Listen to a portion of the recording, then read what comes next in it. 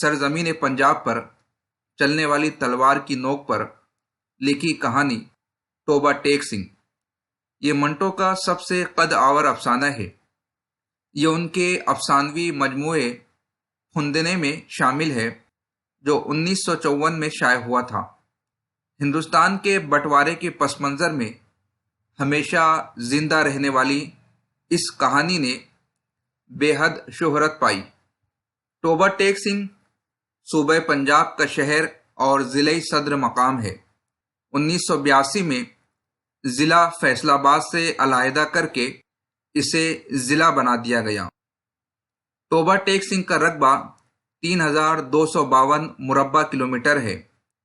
1998 की मरदमशुमारी के मुताबिक यहाँ की आबादी 16,21,593 है।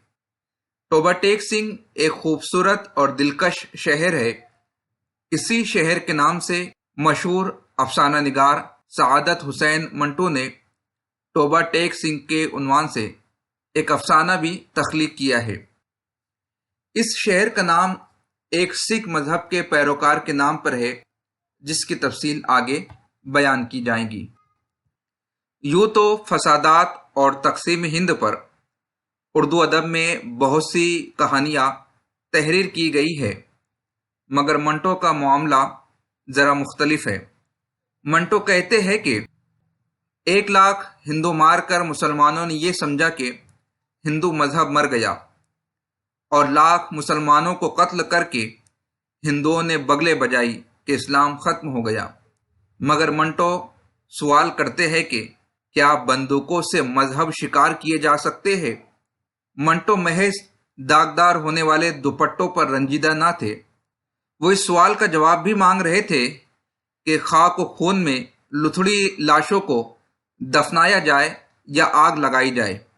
दुनिया की तारीख में तकसीम के सबसे बड़े नोहे, सबसे बड़ी ट्रेजिडी पार्टीशन के पस मंज़र में मंटो साहब ने तोबा टेक सिंह के नाम से ये अफसाना ज़ब्त कलम किया है। तोबा टेक सिंह एक सिख पागल भूषण सिंह की कहानी है जो कई बरसों से पागल खाने में दाखिल था और तोबा टेक सिंह मकाम का रिहायशी था।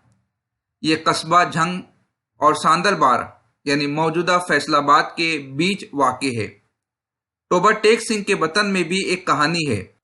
तोबा टेक सिंह में पंजाब के आज जंगली कहे जाने वाले लोग नीम सहराई जिंदगी गुजारते थे। पंजाब पर अंग्रेज़ों के पूरे तसल्लुत के बावजूद उन्होंने अंग्रेज़ हुकूमत को तस्लीम ना किया था। भगत सिंह और जग्गा भी इसी सांदलबार के इलाके के रहने वाले थे। मंटो ने ये जो अफसाना लिखा है, इसमें तोबा टेक सिंह की तरकीब क़ुव्वत जुर्रत और बगावत की अलामत के तौर पर इस्तेमाल हुई है। मंटो के कलम की बदौलत आलमगीर शनाख्त पाने वाले इस क़त्ए इराज़ी की दास्तान यूँ है कि जिस जगह इन दिनों तोबा टेक सिंह का रेलवे स्टेशन है, उसके आसपास ही एक पानी का टोबा होता था। ये इलाका अभी आबाद ना हुआ था कि एक दरवेश सिफत बूढ़ा जिसका नाम टेक सिंह था, इस टोबे के किनारे आकर बैठ गया। उसने झुग्गी डाल ली और मुसाफिरों को पानी पिलाना शुरू कर दिया। यही उसकी जिंदगी का मिशन बन गया।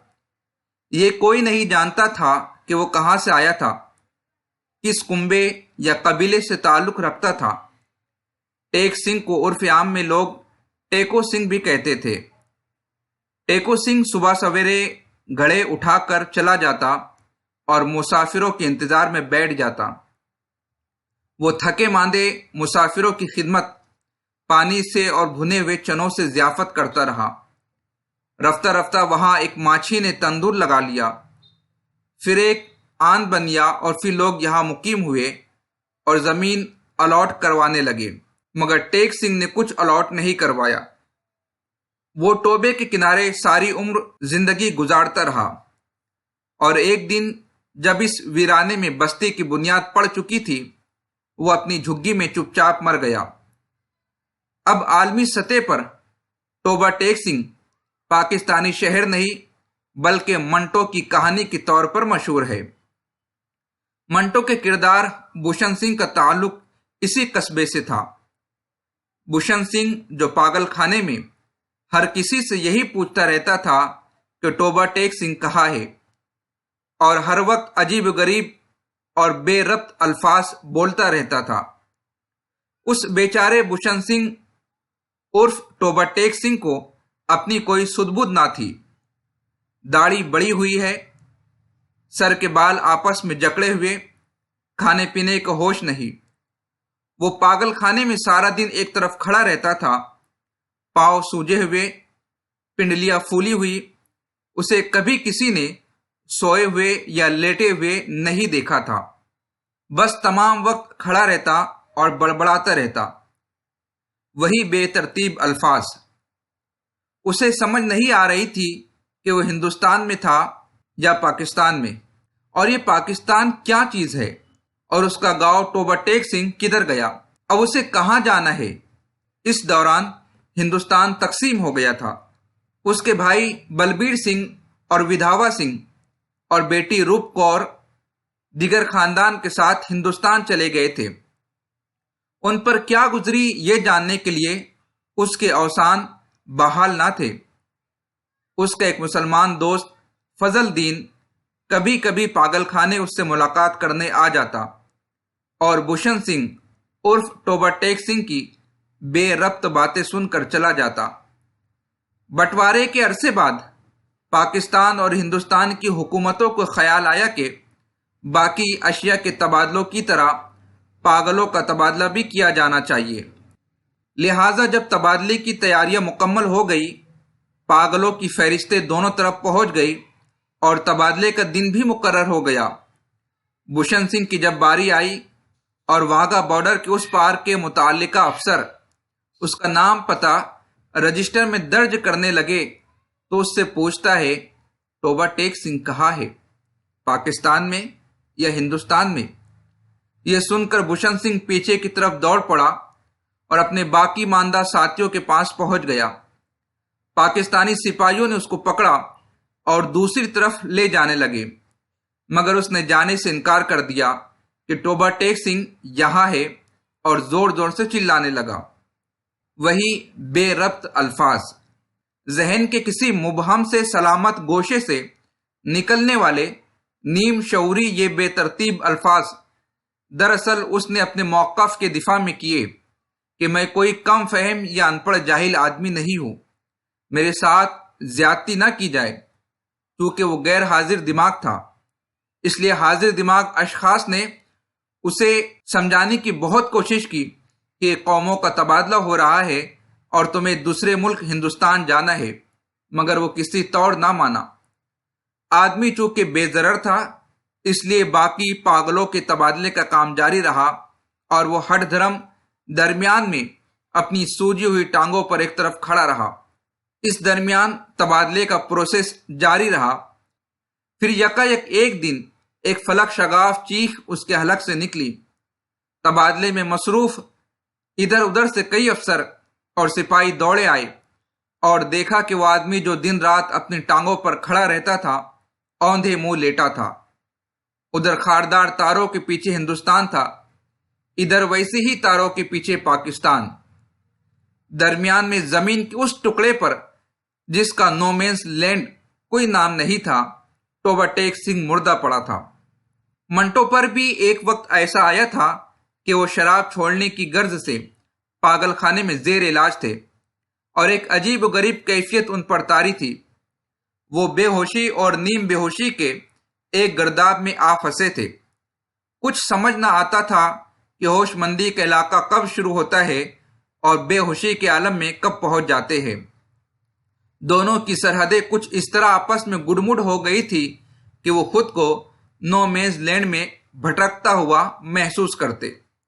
اس ماحول سے کشید کی ہوئی ٹوبہ ٹیک سنگھ کی کہانی منٹو کا اردو ادب کے لیے ایک انمول اور بے مثال تحفہ ہے۔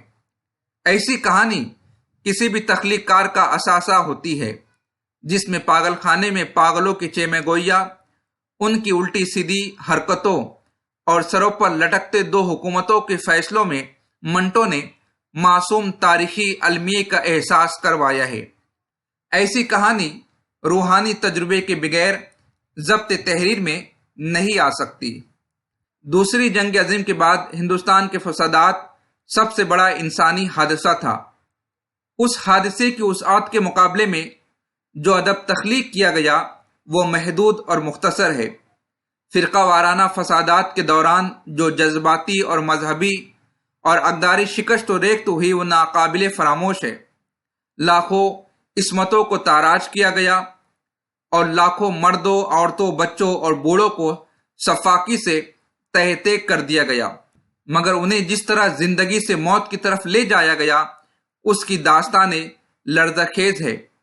इस सियाक व सबाक में मंटो उर्दू के वाहिद अदीब है जिन्होंने 1947 के फसादात को भरपूर तरीके से अपने अफसानों का मौजू बनाकर बेहद मुअस्सर अफसाने तहरीर किए।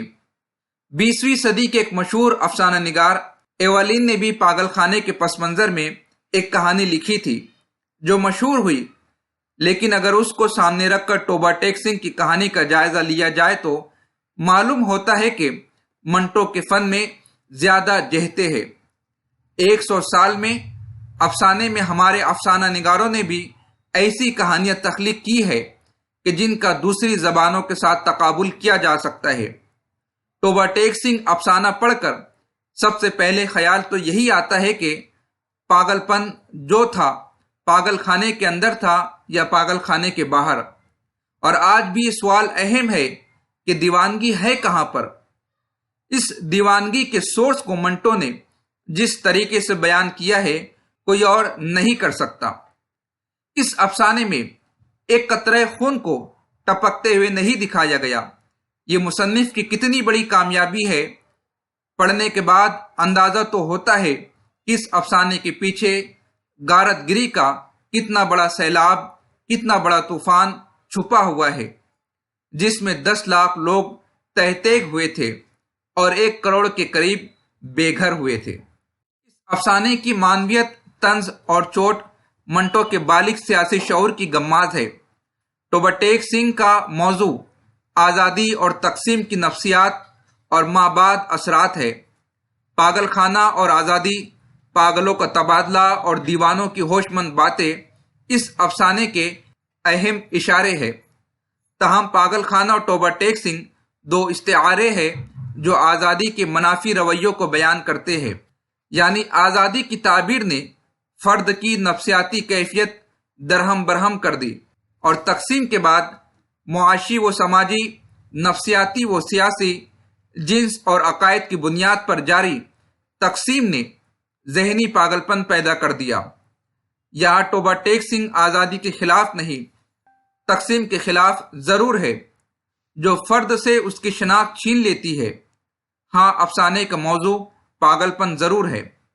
इससे ये सवाल उठता है कि पागल कौन है। ये गहरा और जिंदा रहने वाला सवाल है। क्या पागल खाने में बंद लोग ही पागल हैं और बाहर सारे नॉर्मल इंसान है?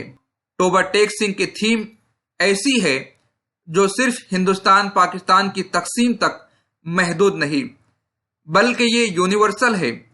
किसी कल्चर की तकसीम का ये मौजू ऐसे कई ममालिक की तकसीम की सूरत में कई मरतबा तारीख में सामने आया है, जिनके तनाज़े को पस मंज़र और पेश मंज़र हिंदो पाक तकसीम से मिलता जुलता महसूस कर सकते हैं। आज भी कुर्रे अर्ज के बासियों को कई जगह नो मीन्स लैंड जैसी सूरत हाल का सामना है। जब भी मुल्क तकसीम होते हैं तो वहां के बाशिंदों पर उसके असरात जरूर मुरतब होते हैं। टोबा टेक सिंह इन्हीं असरात का बयान है। लेकिन क्या ये टोबा टेक सिंह बराबर जिंदा नहीं? मंटो की ऐसी कहानी है जिसे सिर्फ वो दिल से सुन सकता है जो दुख से गुजरना जानता है। ड्रामा मंटो की हयात खिदमात और मंटो के अकवाल पर मुश्तमिल बहुत सारी वीडियोस नूरी एकेडमी यूट्यूब चैनल पर भी मौजूद है। आपसे गुजारिश है कि नूरी एकेडमी की उन वीडियोस से भी ज़रूर इस्तेफादा करें जिसमें टोबा टेक सिंह को ड्रामाई अंदाज में फिल्मा कर बताया गया है। यकीनन ड्रामे को एक मरतबा देख लेने से वो कुव्वत याददाश्त में محفوظ ہو جاتا ہے اور ایگزام ہال میں جوابات تحریر کرنے میں آسانی ہوتی ہے۔ اسی طرح مختلف ادبی ویڈیوز اس ایجوکیشنل چینل پر پیش کی جائیں گی، اس لیے آپ سے گزارش ہے چینل کو سبسکرائب کیجئے، بیل آئیکن کو کلک کیجئے اور ویڈیو کی لنک کو دوست احباب میں ضرور شیئر کیجئے۔ ملتے ہیں اگلی ویڈیو میں۔ خدا حافظ۔